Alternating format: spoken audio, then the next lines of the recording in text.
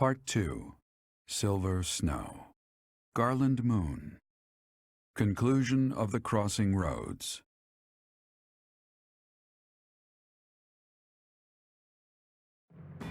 After storming the streets of Enbar and bringing Imperial forces to their knees, the Resistance Army surrounds the Imperial Palace. To topple the Empire and save Rhea from its clutches, the Resistance Army steels itself for battle against Emperor Edelgard.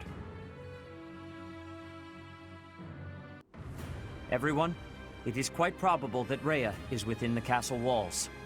We must defeat Edelgard and rescue Rhea in one fell swoop, no matter what stands in our way.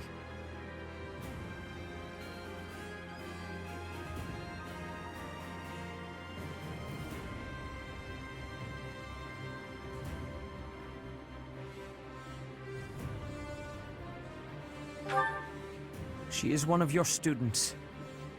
I understand your desire for a path to peace, but she will never bend to our will. You do understand that, do you not? We have no choice but to kill her. We have already killed Hubert. Now is no time to hesitate. She has it coming. After all, she started this war. Someone has to stop her, and that someone is us. As her former classmates, I feel we owe it to her to try talking it out. This battle will be a deciding one. I am believing that it is her wish to be facing us. Poor Adie. Professor, wherever you lead, I'll follow. I'll fight with all I got to save Lady Rhea. In the name of the Knights of Seros, we'll bring the hammer down on the Imperial Army. The lives of Lady Rhea and everyone here are more important than all else. I shall be prepared. I leave this mission in your hands. Say the word, and we shall begin. They've made it into the palace, but it's actually the perfect chance to turn the tables on them. Defeating them all will turn the tide of war instantly. Taking a risk on dragging us back from the brink is the only option. Everyone, prepare for a bitter struggle. Victory to the Adrestian Empire! The throne room is tightly locked, but wherever there are locks, there are also keys.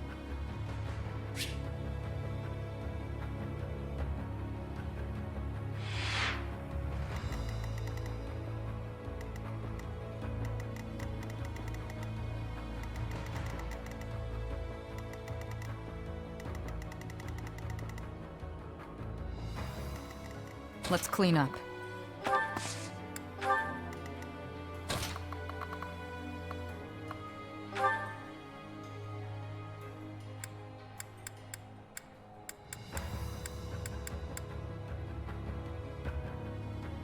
This has nothing to do with where you were born.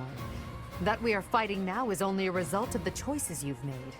So I'm going to give that the response it deserves. I will crush you with everything I have.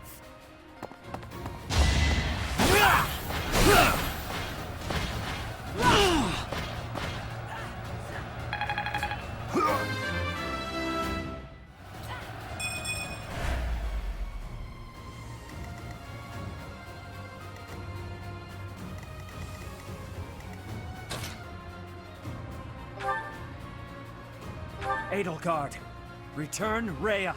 Release your grip on Fodlan. If you strike me down, they will return. I cannot permit what you desire. You are a child of the goddess.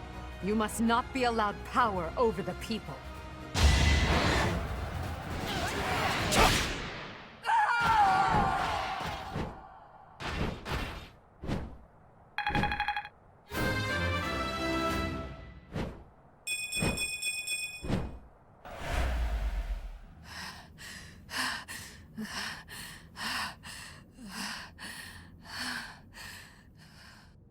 It looks as though my path will end here.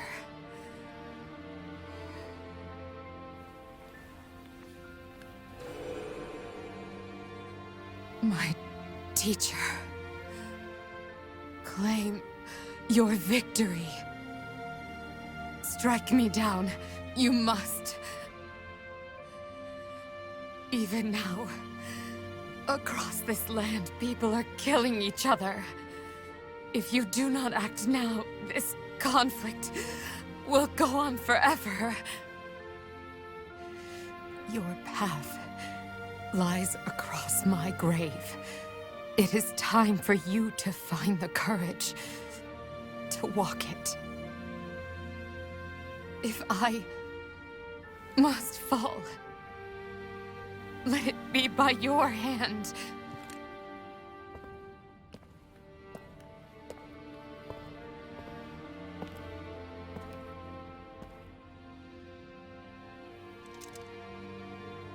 I wanted to walk with you.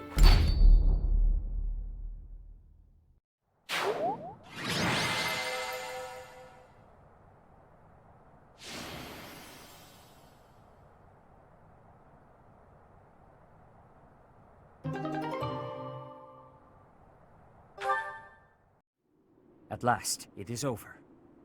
Now we must find Rhea. Professor, brother, I have a letter. The Imperial General asked me to deliver this to my instructor.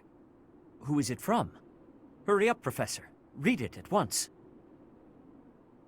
It is from Hubert.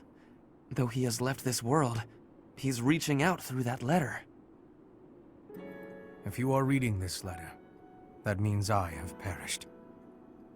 As Her Majesty would never surrender to another, I can only assume she has fallen as well. It greatly pains me to think of this coming to pass. That said, as the survivors, I must ask you to settle certain affairs in our stead. You must destroy the threat that slithers in the dark. I am sure you must recall Monica and Tomas. Their allies yet live. They hold deep resentment against the children of the goddess and the people of the world. And they are biding their time until they can exact revenge. If left to their own devices, it is certain they will eventually bring unimaginable calamity and suffering to the world. I detected their sorcery when you took Fort Mercius. I have deduced the location of their stronghold, Shambhala. You will find its whereabouts enclosed. There is no question that they are the enemies of everyone in Fodlan. Do not allow yourselves to forget that. Lastly, while I cannot say she is in good health, the Archbishop resides in a secret chamber in the Imperial Palace. I have shared the location of the entrance to that secret chamber with the person to whom I have entrusted this letter. I believe that Her Majesty will be victorious. Even still, I must plan for her defeat as well.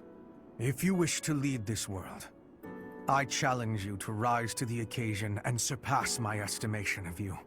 Such is your obligation as the victors. And the only fitting tribute to all that Lady Edelgard sacrificed. What Hubert has written here, I cannot... No. I know it must be true. And if that is the case, then all else makes sense now. I must speak with Rhea. It seems our battle is not over just yet. Those who slither in the dark. We must kill every last one of them, or Fodlan will never again know peace.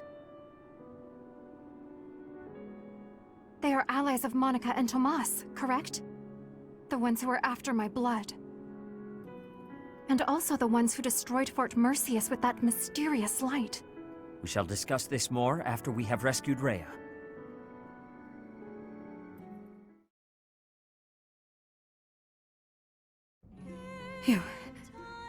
You have come to save me. Is this a dream? I have longed to see you again, all this time. Is it truly you? Setith, Flame, you are here as well. Thank you for supporting the Professor, and for rescuing me. Rhea, I am overjoyed that you are unharmed.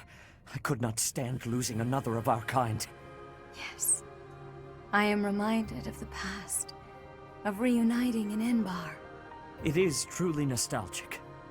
I would love nothing more than to lose ourselves in memories of the old days, but I must tell you something, Rhea. We have received incredible news, albeit from the Empire. They have told us the identity of our enemy. Those who slither in the dark. It is time for us to stop hiding the truth about the goddess, the progenitor god. The truth about us. It is time for us to tell the people everything. Those who slither in the dark. We are told they despise the children of the goddess, as well as those who live above ground. They are planning something horrible. Please, tell the professor everything about these vile people. There must be things that only you know. I understand. Dear child, I will now tell you all that I know. It is true that there is a group of people who have slithered in the darkness and threatened the peace of Fodlan since ancient times. I am sure you have heard the stories of a man named Nemesis.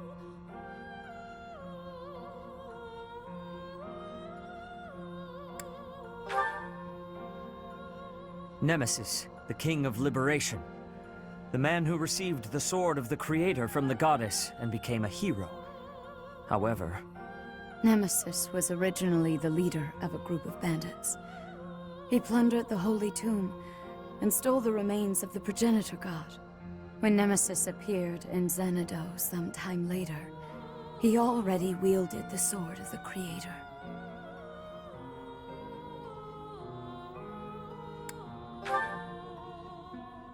The legend that the goddess gifted him the sword so that he could fight the wicked gods is false. That story was created after the fact.